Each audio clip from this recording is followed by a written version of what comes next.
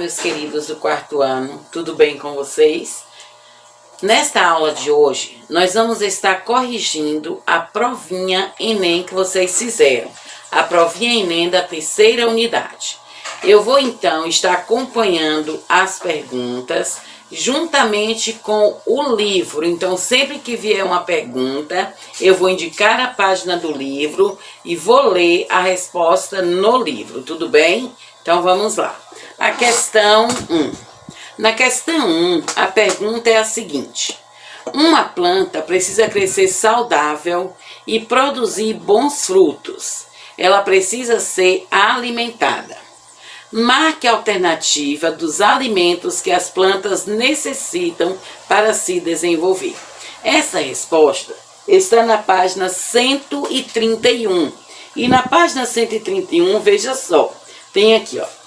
Veja a seguir como os vegetais fabricam o próprio alimento utilizando água, gás carbônico e luz. Então, olha só. Nós, então, colocamos ali, ó, luz solar e água como alternativa correta. Por quê? O gás carbônico, ele tira do ar. E aí, ele precisa de luz solar, gás carbônico e água. Ali não entrou gás carbônico, somente luz solar e água. A questão 2.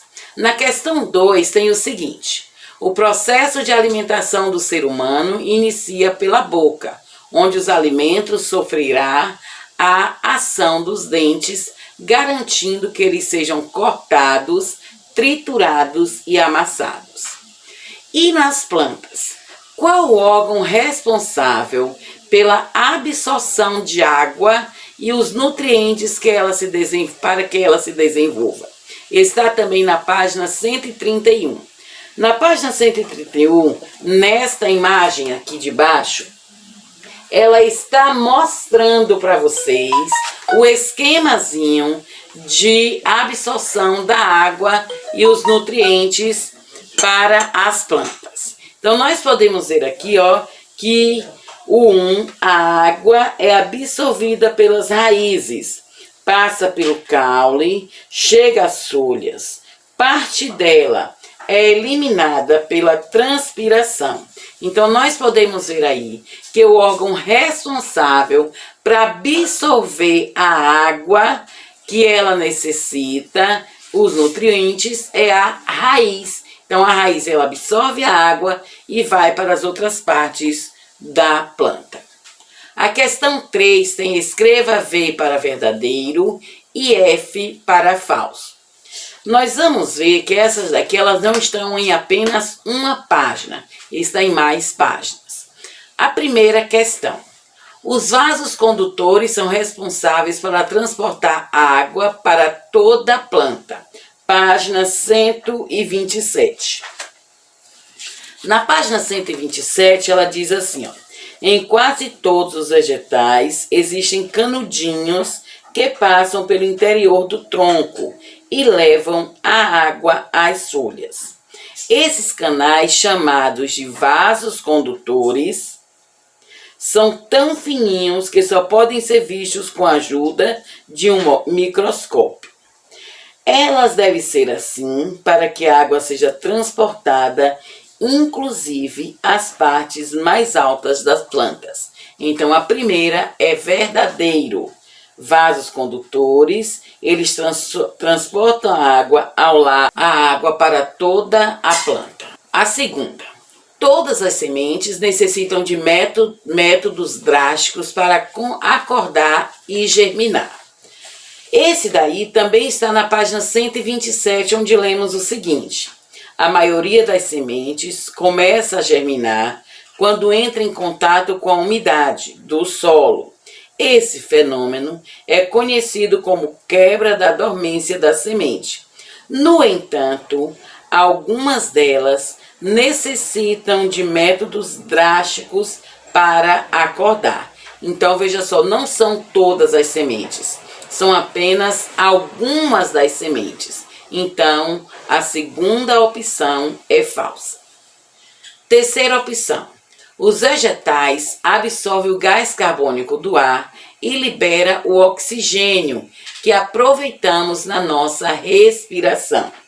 Esse está na página 131. Na página 131 e na página 130. Na página 130 e 131, ele completa com isso aí quando diz aqui, ó. Com a ajuda da luz, também naquele quadradinho. Com a ajuda da luz, as folhas transformam a água e o gás carbônico em alimento.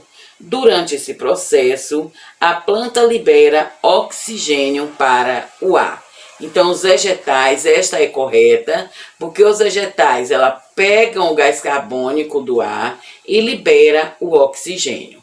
Opção 3, verdadeira. Opção 4. Os vegetais fazem fotossíntese e produzem seu próprio alimento. Essa daí está na página 131, que diz o seguinte aqui, ó. Os vegetais podem transformar a água e gás carbônico em todos os alimentos de que precisam, e essa transformação recebe o nome de fotossíntese. Então, a opção 4 está correta. A opção 5 diz assim, ó, os animais também são capazes de produzir seu próprio alimento. Página 133. Diz o seguinte, vimos que as plantas produzem seu próprio alimento por meio da fotossíntese. Esse alimento é aproveitado por elas mesmas e indiretamente pelos animais que as consomem.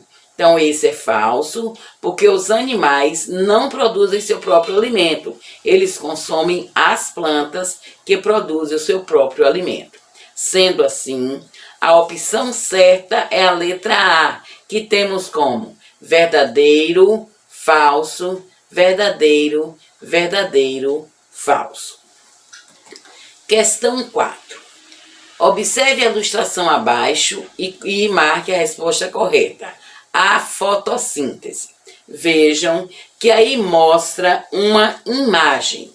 Esta imagem está mostrando a produção de fotossíntese. Podemos ler na página 132 o seguinte. Assim como os animais e as pessoas, as plantas também respiram oxigênio do ar e elas utilizam esse gás para retirar a energia dos alimentos produzidos por meio da fotossíntese. Durante o dia, quando há luz solar, os vegetais realizam o processo de fotossíntese e respiram. À noite, devido à ausência de luz, elas param de fazer fotossíntese, mas continuam respirando oxigênio. Então, veja só. Por isso que à noite nós não devemos deixar plantas onde nós estamos dormindo. Por quê? Porque de noite elas tiram o oxigênio. Então, o oxigênio vai ficar pouco para nós. Então, à noite, de preferência, não dormir próximo às plantas. Então, veja só. A fotossíntese só acontece quando a planta está iluminada. Já a respiração ocorre o tempo todo, 24 horas por dia. Então, a resposta certa é a letra D. Só acontece quando a planta está iluminada. Questão 5. Alguns animais, eles são muito criativos na hora de capturar suas presas. Nós podemos ver isso aqui, ó, na página 139. Qual animal que, além de usar a sua língua para conseguir seu alimento, muda de cor para disfarçar e pegar seu alimento? Esse daqui, página 139. Nós podemos ver, ó, certos animais são muito criativos na hora de capturar suas presas. Eles usam armadilhas, disfarces e habilidades interessantes para conseguir comida. Aí veio o exemplo da aranha, que são as teias, o exemplo do peixe arqueiro, que eles usam um líquido que eles cospem, e temos o camaleão. Mas deste daqui, o único que tem a sua língua que usa, também muda de cor, é o camaleão. Resposta certa, letra E. Número 6. Depois de ler o texto acima, que foi aquele textinho que vocês viram lá, Coloque 1 para os animais ovíparos e 2 para os animais vivíparos. Aqui tem a resposta, também alguma coisa, na página 155. Nós podemos ver que existe 2 tipos de reprodução. A reprodução interna e a reprodução externa. A interna é aquele que acontece na barriga da mãe, que são chamados de animais vivíparos. E aqueles que ocorrem fora da barriga da mãe, que são chamados de ovíparos. E o texto que já está aí na prova diz assim: a reprodução dos animais. A maioria dos animais tem 2 sexos, macho e fêmea.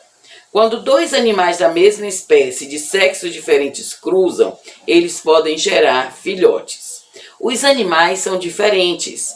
Existem animais que são ovíparos, que nascem de ovos, e vivíparos, que nascem na barriga da mãe. Então vamos lá. A tartaruga.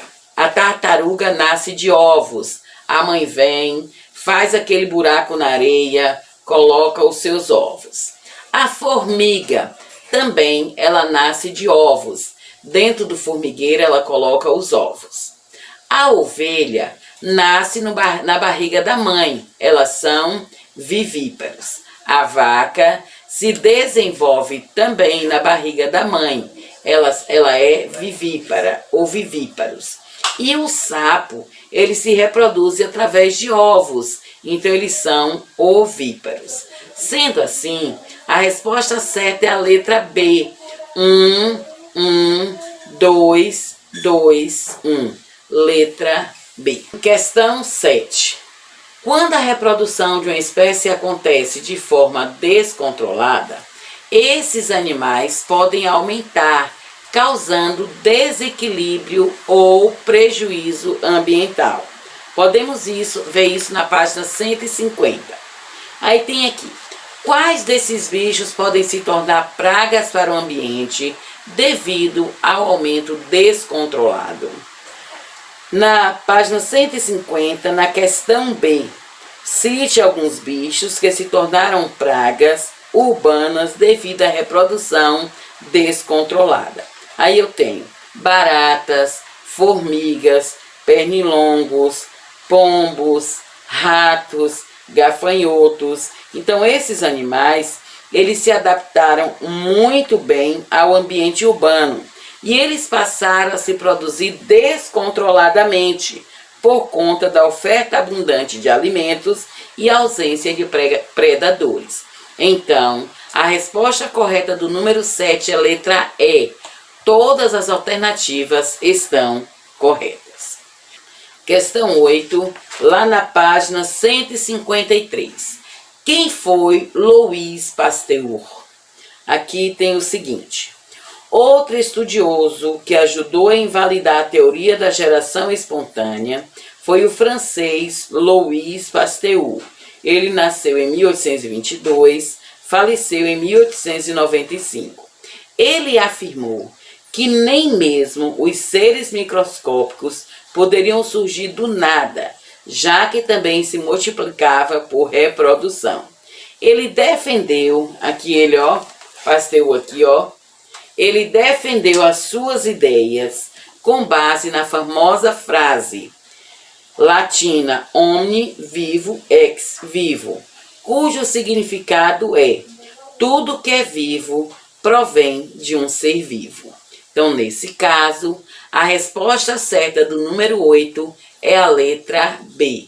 Estudioso que acreditava que tudo que é vivo provém de um ser vivo. Questão 9.